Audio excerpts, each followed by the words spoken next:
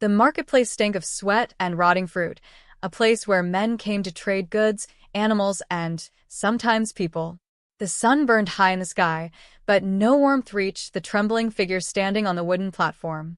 She was thin, her skin marked with old bruises, her bare feet pressing into the rough planks beneath her.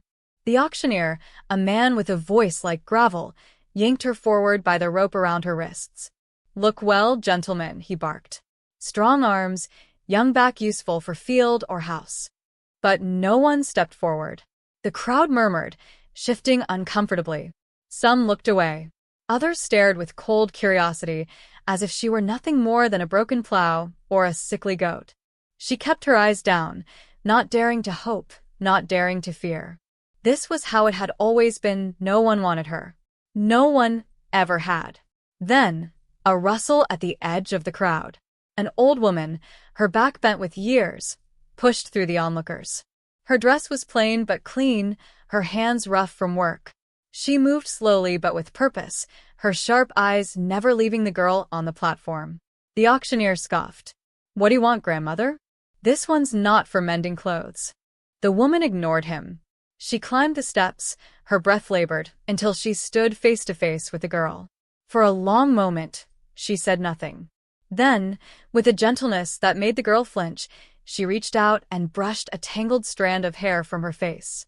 "My son is waiting for you," the old woman said softly. The crowd erupted in whispers. The auctioneer's mouth twisted in disbelief. "You expect me to believe?" The widow silenced him with a look. Then, from the folds of her skirt, she pulled a small leather pouch. It clinked heavily as she dropped it into his palm. "That's twice what she's worth." The man weighed it in his hand, then shrugged. "She's yours." The rope fell away. The girl did not move. She could not remember the last time someone had touched her without cruelty. The widow took her hand, her grip firm but kind. "Come, child," she murmured. "You're safe now."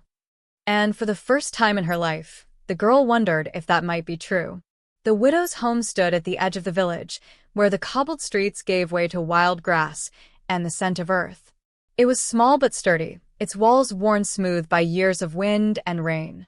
The girl now called Elara, though the name still felt strange on her tongue, stood in the doorway, hesitating.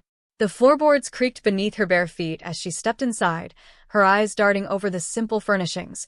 A wooden table, a hearth with embers still glowing, a loom half covered with unfinished cloth. It was nothing like the cold stone cells or the crowded slave sheds she had known, and that alone made her wary. Kindness was a language she did not speak. The widow moved about the room as if Elara were not there, humming under her breath as she stirred a pot over the fire. "You'll sleep there," she said at last, nodding to a pallet of straw and wool near the hearth. "It's not much, but it's warm." Elara said nothing. She had learned long ago that silence was safer than gratitude. Then the door swung open, and a man stepped inside. He was tall, broad-shouldered, with hands that looked like they could break stone, yet there was something careful in the way he moved, as if he were used to making himself smaller. His eyes, dark and shadowed, flicked to Elara, then away. "This is her?" he asked, his voice low. The widow nodded. "This is Elara." The man, Kale, let out a slow breath. For a moment, the air between them was heavy with something unspoken. Then he turned and hung his cloak on a peg by the door, revealing arms marked with old scars, thin and white against his skin. Elara had seen such marks before, on the backs of field slaves who had displeased their masters. But these were different, not the haphazard stripes of a whip, but deliberate lines, as if carved with purpose. The widow handed Kale a bowl of stew, and he took it without a word, sitting at the table with his back to the fire. Elara watched him from the corner of her eye. He ate slowly, methodically, as if each bite were a task to be completed. She had known men like him before, hard men, broken men, but there was no cruelty in his silence. Only weariness. Later, when the widow had gone to bed and the fire had burned low, Elara found herself staring at the loom in the corner. The threads were tangled, the pattern unfinished. She reached out, her fingers brushing the rough yarn, then froze as she felt Kale's eyes on her. "You were a weaver?" he asked. Elara pulled her hand back. "No." Kale studied her for a long moment. Then he nodded to the scars on his arms. "I was 12 when they did this," he said quietly. "They called it branding. A way to mark what belonged to them." He paused, his jaw tightening. "But marks fade. Names don't." Elara did not know what to say to that. She had no name worth remembering. Cale stood, his chair scraping against the floor. "Get some sleep," he said. "Tomorrow you'll work. Not for them. For yourself." And with that, he was gone, leaving Elara alone with the loom, the dying fire, and the weight of a past she did not yet understand. Weeks passed in the widow's house like the slow turning of the loom each day, weaving something unfamiliar yet undeniably real into the fabric of Elara's existence. She learned the weight of a wool spindle in her hands, the rhythm of bread dough rising under cloth, the way the widow's voice softened when she spoke of her late husband. But it was Cale who remained an enigma, moving through the house like a shadow that neither faded nor fully took form. He spoke little, but when he did, his words carried the gravity of a man who measured each one before setting it free. Then the rumors began. They slithered through the marketplace like winter mist, carried on the lips of merchants and farmers alike whispers of a nobleman from the southern provinces, a man of sharp features and sharper temper, who had arrived in town with a company of armed men. He was asking questions, they said. Searching.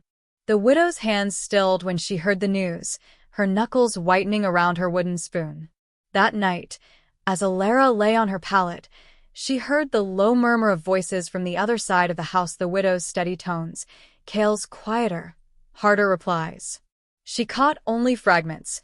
Too soon and not her fault, and then, clearest of all, Varen never forgets a face.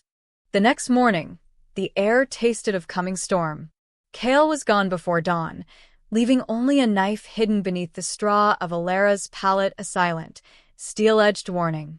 The widow worked twice as fast as usual, packing dried meat and hard cheese into a cloth sack with hands that did not shake but wanted to. "There's a root cellar behind the house," she said, not looking at Elara. "If anyone comes, you hide there. Don't make a sound." Elara opened her mouth to ask why, but the widow's stare silenced her. Some questions, it seemed, were too dangerous to voice. By midday, the village had gone unnaturally quiet. Even the birds seemed to hold their breath.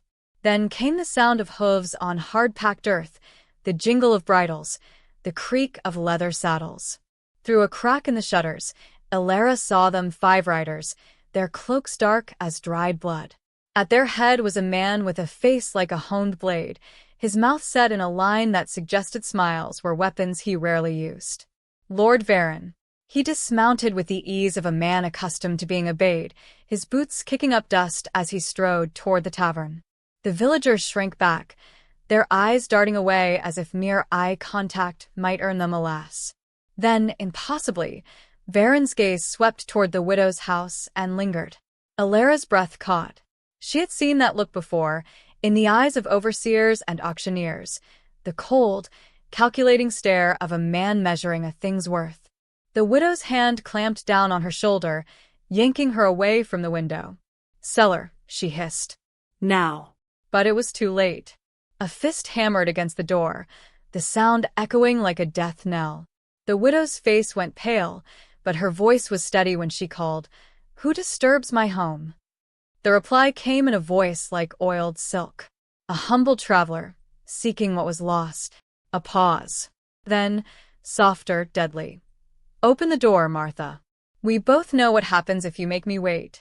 For the first time since the auction block, Elara felt the old fear rise in her throat, thick, choking, familiar.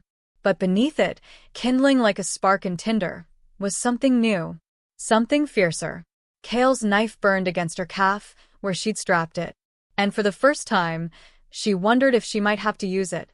The door groaned open, revealing Lord Varen framed in the dim light like a portrait of polished cruelty. His gaze swept past the widow, past the humble furnishings, and settled on Elara with the precision of a hawk sighting prey. A smile thin and joyless tugged at his lips. "There you are," he murmured, as if greeting a wayward pet. The widow stepped between them, her voice deceptively calm. "You've no business here, my lord. This girl is under my protection." Varen's smile didn't waver. He reached into his cloak and produced a yellowed parchment, its edges frayed with age. Unfurling it with deliberate slowness, he revealed a crude sketch beneath a girl's face, wide-eyed and gaunt. The likeness was unmistakable. "Stolen property," he said, tapping the page. "And the penalty for harboring a runaway is 20 lashes. Or have the northern villages forgotten the law?" A choked silence filled the room. Elara's fingers twitched toward the knife, but the widow's warning glance stayed her hand. Then footsteps. Heavy, deliberate. Cale stood in the back doorway, his silhouette filling the frame. He held a woodcutter's axe loosely at his side, his expression unreadable. "You're mistaken," he said, his voice rough as unpolished stone. "That girl died 3 winters back. Fever took her in the quarries." Varen's eyes narrowed. "And you are?" "Nobody," Cale said. "Just a man who buries the dead." For a heartbeat, no one moved. Then Varen chuckled, a sound like ice cracking underfoot. How poetic. He stepped closer to Elara, his gloved hand lifting her chin. She forced herself not to flinch as his breath, sour with wine, washed over her face. "This one has the look of a liar. But the body remembers what the tongue denies." With sudden violence, he wrenched her sleeve upward, baring her forearm. A collective inhale from the gathered villagers. There, just above the wrist, was a scar, not the ragged mark of a brand, but something older, finer, a circle with 3 intersecting lines, like a star caught in a ring. Varen's triumphant grin turned savage. The Firebrand sigil, carved into every child of House Seroy before they could walk. His fingers dug into Elara's flesh. "Did you truly think you could hide forever, little Ember?" Elara's mind reeled. House Seroy, a name from Fireside Tales, whispered as warning. A noble family, said to have dabbled in forbidden arts, their bloodline purged by the crown a decade past. Cale's axe thudded to the floor. When he spoke, his voice was barely audible. "Run." Chaos erupted. The widow shoved a sack into Elara's hands, bread, a waterskin, a tinderbox. Cale bodily hauled Varen backward, sending the nobleman crashing into his men. "The old mill," he rasped as steel rang free of scabbards. "Wait for moonrise." Elara fled into the gathering dusk, the scar on her arm burning as if freshly cut. Behind her, the clash of steel and the widow's furious cursing faded into the wind. She ran until her lungs screamed, until the village vanished behind the tree line. Only then did she dare look back and saw, flickering against the twilight, the unmistakable glow of flames. The widow's house was burning, and carved into the soot-blackened lintel as she'd passed, nearly hidden by shadows, was that same star-inscribed circle. A message, a warning, a promise. The old mill stood skeletal against the moonlit sky, its broken water wheel creaking like the bones of some long-dead beast. Elara crouched in the rotten hay of what had once been a stable, her fingers clenched around the widow's tinderbox. Every rustle of leaves, every distant animal cry sent her pulse hammering against her ribs. They had found her too easily before. They would come again. Hours bled together in the darkness. Then footsteps. Not the measured tread of soldiers, but something uneven, dragging. Elara's knife was in her hand before she recognized the silhouette in the doorway. Cale. One arm clutched to his side where dark stains spread across his tunic. His breath came in wet, ragged bursts as he collapsed against the millstone. "Varen's men are hunting the roads," he gasped. "They think you'll head for the mountains." His eyes, glassy with pain, fixed on hers. "But you're not, are you?" Elara didn't answer. The sigil on her arm itched, as if alive. House Seroy. A name that meant nothing to her, yet somehow everything. Cale grimaced as he peeled back his bloodied tunic, revealing a gash along his ribs. "Help me with this." The wound was worse than it first appeared, deep enough to show glimpses of white bone beneath the crimson. Elara tore strips from her underskirt, hands trembling as she packed the injury with moss and bound it tight. Cale didn't cry out, but his jaw clenched hard enough to crack teeth. "You knew," Elara whispered when the last knot was tied. "About the mark." About me. Moonlight caught the silver in Kale's stubble as he nodded. The Firebrands weren't just nobles. A cough racked him, flecking his lips with red. They sheltered slaves, smuggled them north, had a whole damn network carved into millstones like this one. Elara's head snapped up. She scrambled to her feet, running her hands over the massive grinding stone until there, beneath decades of flour dust, the same star-circle sigil was chiseled into the granite. Kale's breathing grew shallower. Varen wasn't just some slaver. He was the king's hound, sent to rip out the Firebrand's root and stem. His fingers found hers, icy despite the summer night. But he missed one. You! A branch snapped outside. Elara froze. Torchlight flickered through the cracks in the mill's walls, casting monstrous shadows. Voices growled close, too close. Kale shoved the tinderbox into her hands. The symbol pressed the center star. As bootsteps thundered toward the door, Elara slammed her palm against the carved sigil. For a heartbeat, nothing. Then a groan of ancient mechanisms. The millstone shifted, revealing a narrow stairway descending into blackness. Go! Kale rasped, shoving her toward the opening. Follow the river under the mountain. Find the door exploded inward. Varen stood framed in torchlight, his fine cloak singed from the fire, his sword glinting like a fong. His men fanned out behind him, but his eyes locked onto Elara with terrible hunger. There you are, little spark.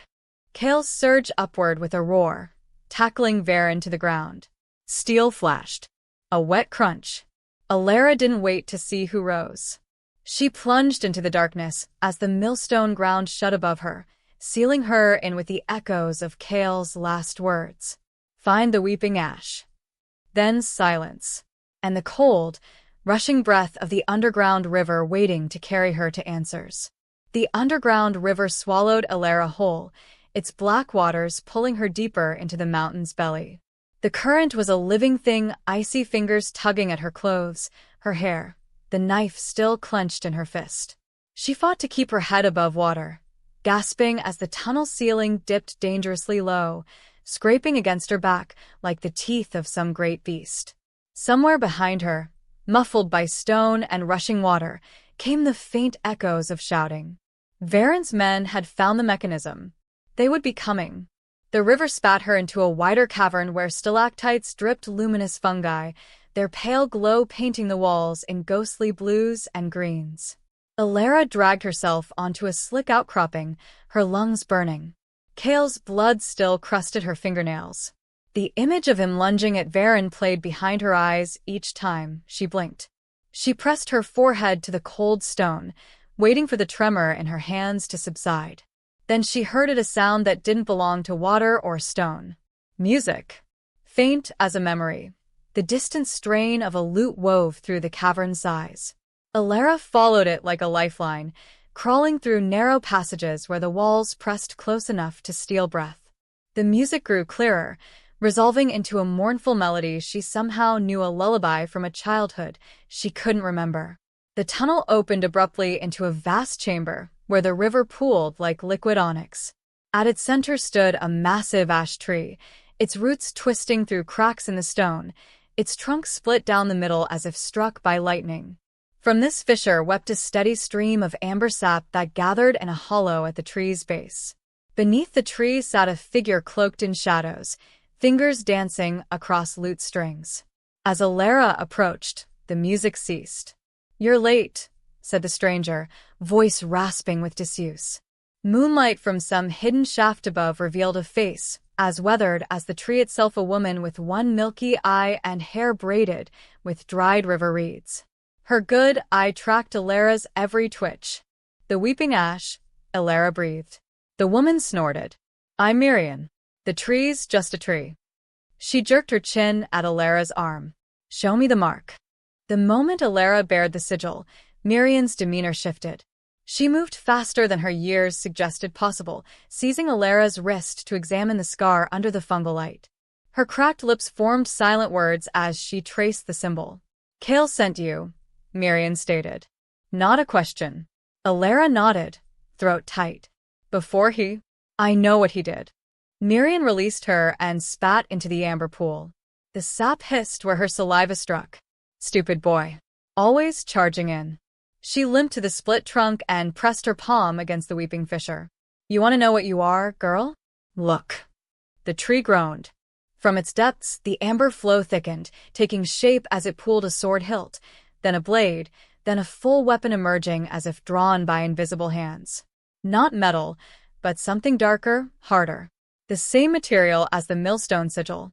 Mirian lifted the sword easily despite its size. Star iron, she said. Forged in mountain hearts. Only a firebrand can wake it. She thrust the hilt toward Elara. Prove your blood. Elara's fingers closed around the grip. Fire erupted down the blade. Not metaphor, actual flames, white-hot and hungry, racing along the star iron until the whole chamber blazed with light. The tree shuddered. The river steamed. Mirian's laugh was a jagged thing. Oh, Varen's going to hate you. Somewhere above them, stone cracked under heavy blows. Shouts filtered down closer now. Mirian snatched a glowing ember from the sword's flame and pressed it into Elara's free hand. It didn't burn. The last spark of House Seroy, she whispered. Now run, little wildfire. And when you reach the surface... A crossbow bolt embedded itself in the tree between them. Burn everything, Mirian finished, shoving Elara toward a side tunnel just as Varen's men burst into the chamber. The last thing Elara saw before the darkness took her was Mirian standing before the weeping ash, lute in one hand and a stolen dagger in the other, singing that same lullaby as steel met steel. The tunnel spat Elara out onto a windswept cliffside where the first gray light of morning stained the sky. Behind her, the mountain groaned as if in pain, collapsing passageways, buried shouts, the distant scream of star iron meeting steel for the last time. She clutched the ember Mirian had given her, now cooled to a smooth black stone that pulsed faintly with buried heat. Kale's knife hung heavy at her belt, the star iron sword heavier still across her back. Before her stretched the ruins of a fortress, its crumbled towers clawing at the dawn like skeletal fingers. House Seroy's ancestral seat. The place where she'd been born and where she'd supposedly died. Elara crossed the broken drawbridge, her boots kicking up ashes that might have been wood, might have been bones. The central courtyard was a graveyard of memories she couldn't access, a toppled sundial here, a fire-scorched toy horse there. At the far end stood a great hall with its doors sealed by chains and time. The ember in her palm flared hot. As she touched it to the rusted locks, the chains glowed red, then white, then fell away like melted wax. The door swung inward on groaning hinges, revealing a cavernous space frozen in time. Tapestries hung moth-eaten but intact, depicting star iron wielders battling shadowy figures. At the room's center stood a massive anvil, and upon it, a crown. Not gold or silver, but the same dark metal as her sword, its points shaped like flames. Elara reached for it, then froze as the shadows at the far end of the hall stirred. You always were drawn to shiny things. Varen stepped into the light, his fine clothes torn, one arm hanging useless at his side. Blood crusted his temple where Kale must have struck him. Yet he smiled as he limped forward, his good hand resting on his sword hilt. I killed your parents right here, you know. Your father begged. Your mother spat in my face. He tilted his head, studying her. You look like her. The ember in Elara's hand burned hotter. The sword at her back sang in its scabbard. Varen drew his blade. The king's law says any surviving firebrand dies. But you. His smile turned feral. I'll make you last. What happened next was not a battle, but a conflagration. Elara moved as if the sword guided her, parrying Varen's thrust with a shower of sparks, spinning away from his dagger's bite, feeling the star iron grow heavier with each clash as it drank in her fury. When her blade finally found his flesh, slicing through his wounded arm, the cut didn't bleed fire, it bled light. Varen staggered back, staring at his searing wound in horror. That's impossible. The fire remembers, Elara said and lunged. Their final collision shook the hall. Steel screamed. The anvil cracked down the middle.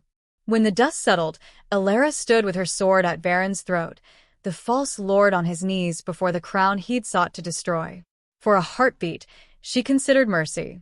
Then the ember in her offhand pulsed, and she remembered the widow's burning house. Kale's blood in the millstone dust. Mirian's last stand beneath the weeping ash. The star-iron blade flared white-hot as it fell. When it was done, Elara lifted the firebrand crown from its broken anvil. As it settled onto her brow, the rising sun struck the hall's eastern window, a stained glass depiction of a phoenix setting the entire room ablaze with colored light. Somewhere in the valley below, a bell began to toll. Then another. And another. The firebrand had returned. The end. Did this story ignite something in you? Subscribe for more tales of forgotten crowns and rebellion's fire. The next saga is already burning its way onto the page. Don't let the embers fade without you.